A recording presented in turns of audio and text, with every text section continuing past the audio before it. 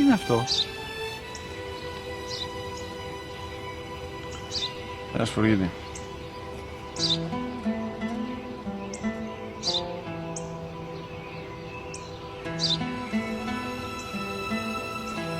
Τι είναι αυτό? Μόλις τώρα στο πω, πατέρα, σφουργίτη είναι.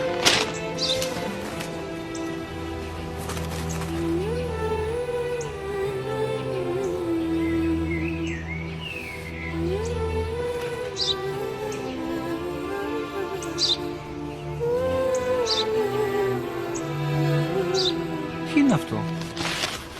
Ένα σπουργίτη είναι, πατέρα. Ένα σπουργίτη.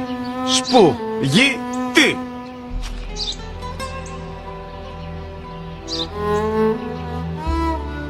Τι είναι αυτό? Γιατί το κάνεις αυτό το πράγμα, μπορείς να μου πεις? Τόσες φορές σου είπα, είναι ένα σπουργίτη! Δεν το καταλαβαίνεις! Πού πας?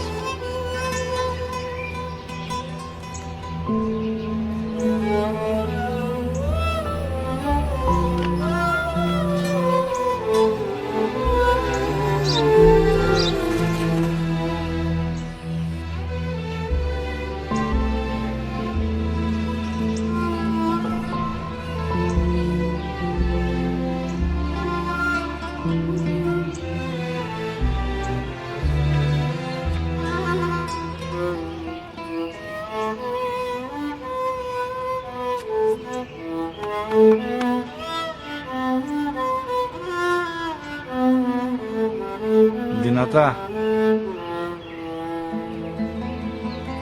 Σήμερα ο μικρός μου γιος που πριν λίγες μέρες έκλεισε τα 3 καθόταν μαζί μου έξω στο πάρκο όταν ένα σπουργίτη ήρθε και κάθισε απέναντί μας.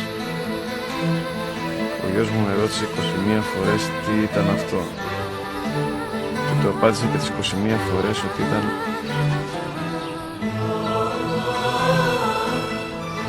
ένα σπουργίτη.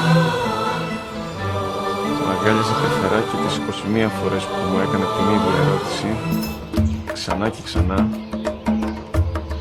χωρίς να εκνευριστώ, νιώθοντας στοργή για το οδό μου